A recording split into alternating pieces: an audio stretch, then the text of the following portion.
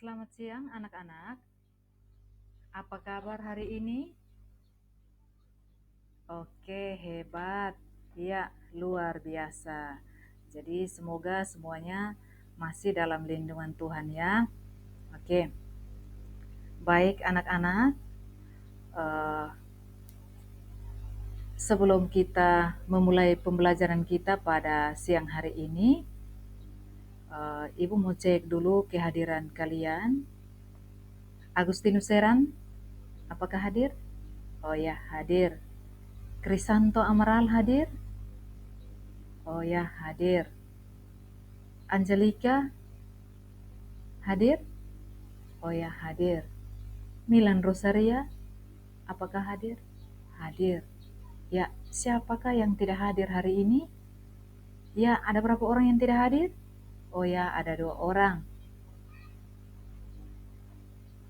Atas nama siapa yang tidak hadir? Oh ya, Jodiandi Nahar dan juga Maria Seran. Oh ya, alasannya apa? Jodi sakit, Maria izin. Oke, baik. Terima kasih anak-anak. Sekarang duduk yang sopan supaya bisa mendengarkan penjelasan dari Ibu Guru mengenai hubungan gereja dan dunia ya anak-anak. Oke, baik. Jadi metode pembelajaran kita pada hari ini yaitu problem based learning atau berbasis masalah. Ya. Baik, jadi alokasi waktu yang kita pakai untuk pembelajaran ini 2 kali 45 menit. Ya. Oke, lalu yang berikut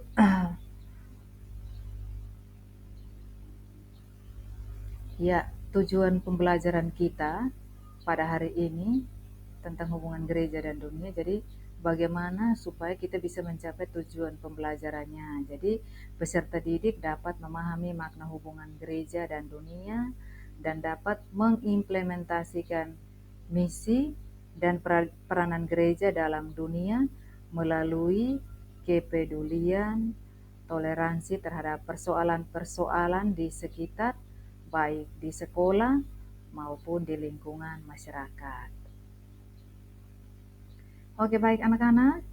Ya, karena hari ini kita berbicara tentang hubungan gereja dan dunia, maka sebelumnya Ibu mau bertanya dulu kepada kalian, siapakah gereja itu? Adakah yang tahu? Jadi yang dimaksud dengan gereja itu siapa? Iya, jadi yang dimaksud dengan gereja itu adalah umat Allah itu sendiri. Artinya kita ini disebut gereja atau kita disebut umat Allah. Lalu yang kedua, apa peranan Anda dalam dunia sekarang ini? Jadi kira-kira peranan kamu di dunia sekarang ini seperti apa? Adakah yang bisa menjawab pertanyaan Ibu? Nah, ada? Artinya begini, jadi peranan kita misalnya di lingkungan sekolah atau lingkungan masyarakat atau lingkungan gereja, berarti kita ikut berpartisipasi dalam semua kegiatan yang dilakukan baik di masyarakat, di gereja maupun di sekolah. Lalu yang ketiga, tindakan apa saja yang Anda lakukan ketika gereja sedang dilanda bencana? Nah, jadi tindakan yang dilakukan oleh kita ketika kita melihat gereja itu sedang dilanda bencana berarti kita merasa, yang pertama kita merasa prihatin. Lalu apa lagi? Selain merasa prihatin, apa yang kita harus buat? Ya, berarti kita membantu dalam hal kita memberi sumbangan atau memberi derma. Ya.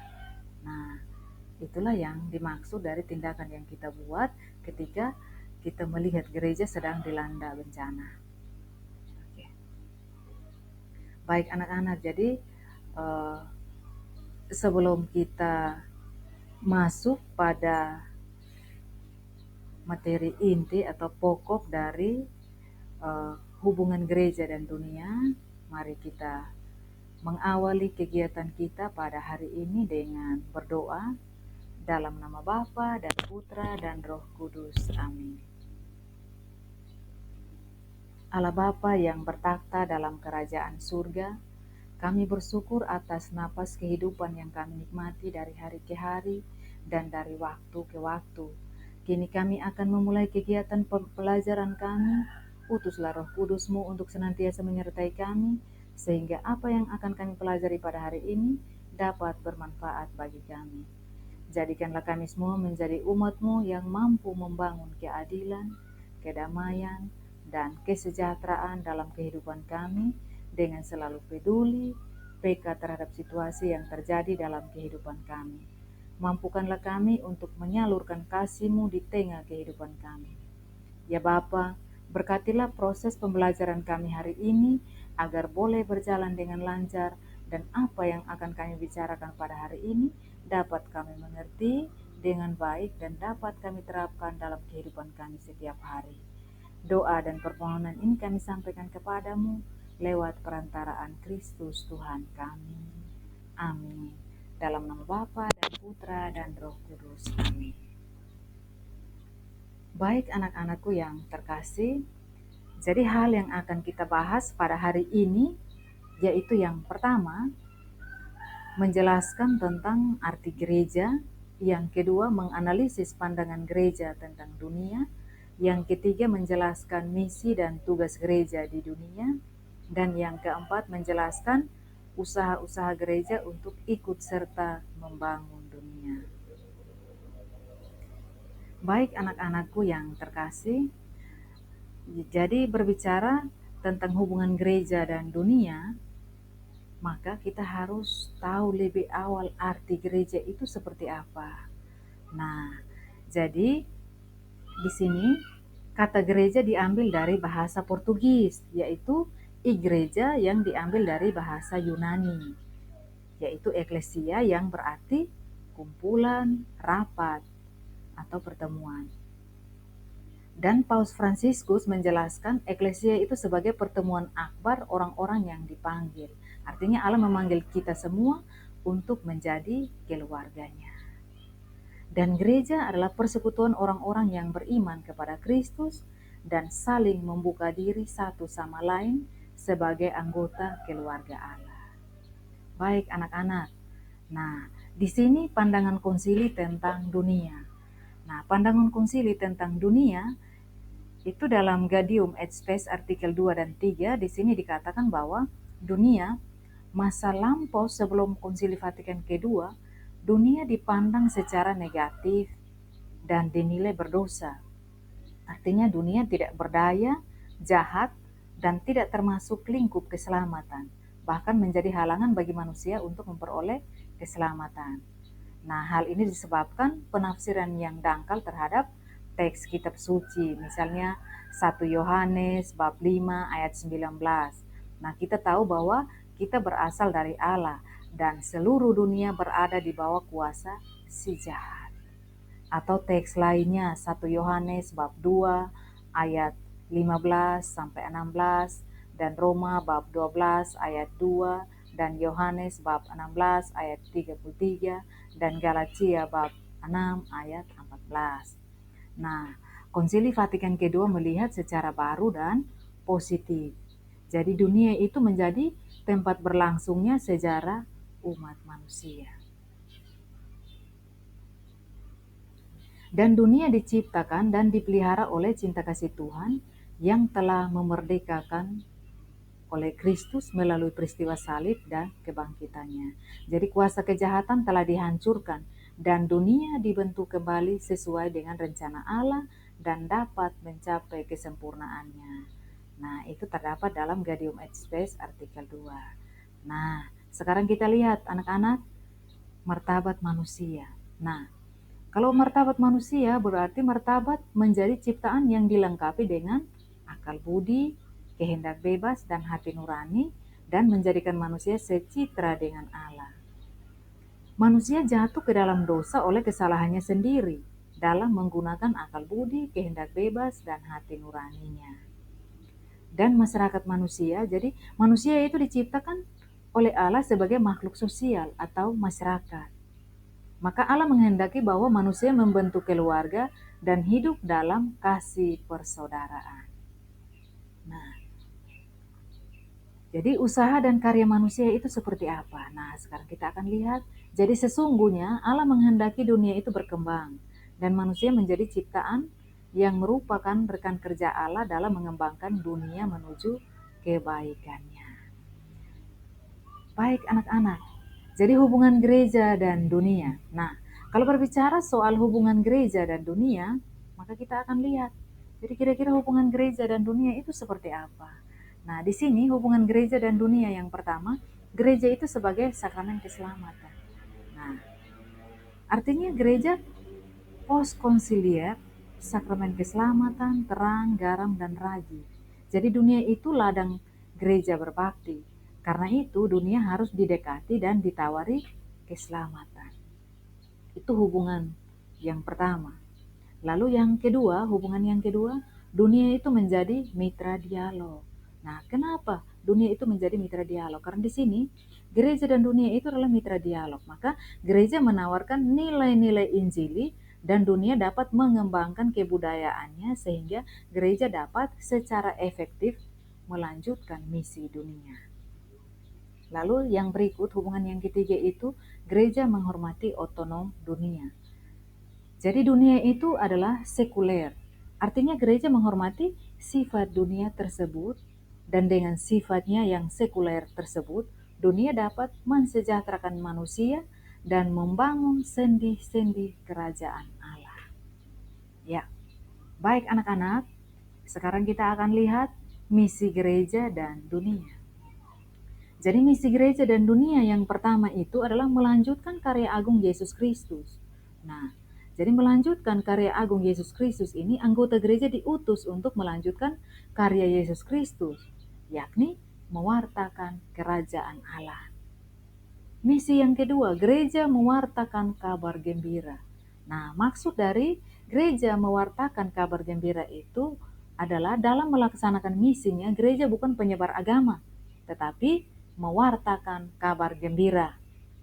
Dan misi yang ketiga, kabar gembira itu nyata. Nah, kabar gembira itu nyata karena kabar gembira yang diwartakan itu harus nyata dan terwujud dalam nilai-nilai kehidupan bersama seperti persaudaraan, kerjasama, dialog, solidaritas, keterbukaan, keadilan, hormat kepada kehidupan, memperhatikan yang miskin, tertindas, dan yang tersingkirkan. Baik anak-anak, setelah mendengarkan beberapa penjelasan dari Ibu mengenai arti gereja, hubungan gereja dan dunia, lalu pandangan Konsili Vatikan kedua mengenai gereja. Nah, tadi di situ dikatakan bahwa dunia itu jahat. Nah, tetapi pandangan baru oleh Konsili Vatikan kedua bahwa jangan hanya melihat dunia itu sebagai penguasaan yang dangkal atau pemahaman yang dangkal tentang arti tadi bahwa dunia itu jahat. Ya, maka dari itu setelah mendengarkan beberapa penjelasan tadi, anak-anak coba duduk yang sopan, ya, supaya bisa memperhatikan gambar di sini. Duduk yang sopan. Nah, duduk yang sopan. Ya. Oke, baik. Ya, sekarang kita bentuk kelompok diskusi ya. Ya. Jadi kita bagi dalam 2 kelompok diskusi, jadi kelompok 1 dan kelompok 2. Karena jumlah kalian 22, maka kita bagi 2 kelompok jadi 11 anggota ya, per kelompok itu 11 anggota. Ya. Oke. Baik. Coba duduk yang sopan supaya bisa mendengarkan apa yang disampaikan oleh Ibu di sini. Oke. Baik, coba semua perhatikan dulu ke sini. Ya. Di sini Ibu tampilkan ada 2 gambar di sini. Coba perhatikan gambar berikut ya, anak-anak. Coba perhatikan. Ada 2 gambar di sini. Ya. Oke. Baik, sudah perhatikan gambarnya? Oke, iya, baik. Kalau sudah memperhatikan gambar, maka dengar di sini supaya bisa menulis pertanyaan diskusi supaya kalian diskusi bersama ya. Karena sudah menemukan masalah yang ada di dalam gambar tadi, nah, sudah menemukan masalahnya apa, lalu sekarang dengar pertanyaannya. Oke, oke baik. Karena gambar tadi menunjukkan perundungan atau bullying antar siswa-siswi, maka pertanyaan yang pertama, dari setiap kelompok siapkan ketua, sekretaris, dan juga moderator ya. Ya, ya sekretaris siap untuk menulis pertanyaan yang pertama. Baik. Jadi pertanyaan yang pertama, mengapa peserta didik sering melakukan perundungan terhadap temannya? Oke. Pertanyaan yang kedua, apa faktor penyebab terjadinya perundungan atau bullying? Sudahkah sekretaris? Oke, kalau sudah. Pertanyaan yang ketiga, bagaimana cara mengatasi perundungan atau bullying? Oke, baik. Oke, sudah menulis, maka silakan berdiskusi tentang 3 pertanyaan itu. Ya, silakan menemukan jawabannya. Oke. Oke, baik. Jadi, Ibu memberi waktu untuk menjawab pertanyaan itu, oh ya, 10 menit ya, untuk kalian berdiskusi 10 menit, diskusi untuk menjawab pertanyaan itu. Ya, setelah itu memberikan kesempatan kepada kelompok yang sudah selesai menemukan jawaban, lalu maju untuk mempresentasikan hasilnya.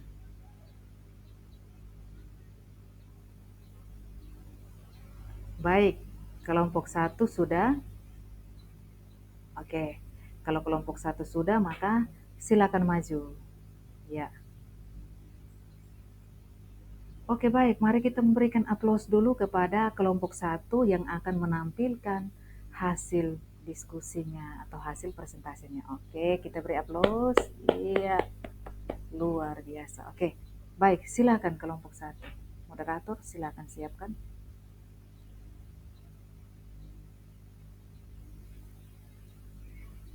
Baik, terima kasih. Luar biasa. Mari kita beri tepuk tangan dulu kepada kelompok 1 yang sudah memaparkan hasil diskusinya dengan baik. Anak-anak hebat. Kita beri tepuk hebat.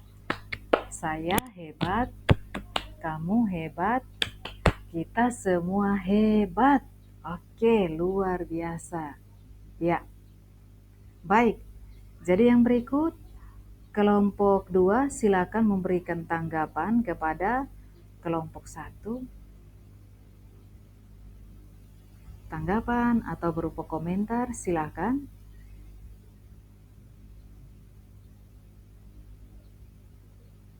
Oke, baik. Kalau tidak ada, oke. Ya, kalau tidak ada maka Ibu menambahkan sedikit atau melengkapi dari jawaban kelompok 1 tadi bahwa mengapa sering terjadi perundungan. Nah, beberapa anak melakukan bullying karena dorongan dari teman sebaya. Jadi orang melakukan perundungan atau bullying itu bisa saja ada dorongan dari teman sebaya. Sekaligus untuk membuktikan bahwa mereka bisa masuk dalam kelompok tertentu. Jadi di beberapa kasus terkadang pelaku sendiri merasa tidak nyaman dengan perilaku negatif tersebut. Jadi kondisi lingkungan sosial dapat menjadi penyebab timbulnya perilaku bullying atau perundungan. Jadi kadang lingkungan juga sangat mempengaruhi seseorang supaya bisa melakukan perundungan atau bullying. Lalu yang kedua, tadi kira-kira faktor apa sih penyebabnya? Yang pertama itu adalah faktor biologis. Nah, kenapa faktor biologis ini sangat mempengaruhi, karena faktor biologis itu erat kaitannya dengan kekerasan. Karena mulai dari pengaruh hormon, emosi, dan genetik atau bawaan. Dan yang kedua itu faktor psikologis. Nah, faktor psikologis juga sangat mempengaruhi seseorang untuk melakukan perundungan atau bullying, karena seseorang bisa melakukan kekerasan karena usahanya untuk mencapai tujuan mengalami hambatan, sehingga dia merasa frustrasi dan mendorongnya berperilaku agresif. Lalu faktor lingkungan, tadi di awal tadi Ibu sudah sampaikan tadi, pada poin yang pertama. Nah, jadi faktor lingkungan juga memang membuat seseorang bisa melakukan kekerasan. Karena proses belajar dari lingkungannya, misalnya perilaku kekerasan itu dimaklumi di daerah tertentu, atau bisa juga pengaruh media massa, tontonan televisi, atau film, game, atau pengalaman kekerasan yang berulang-ulang kali. Dan yang berikut itu faktor situasi. Nah, terkadang situasi tertentu juga bisa menyebabkan seseorang menjadi berperilaku agresif. Misalnya suhu udara atau kepadatan, kebisingan, polusi udara, juga karena adanya kompetisi. Lalu upaya apa untuk mengatasi bullying? Nah, jadi solusi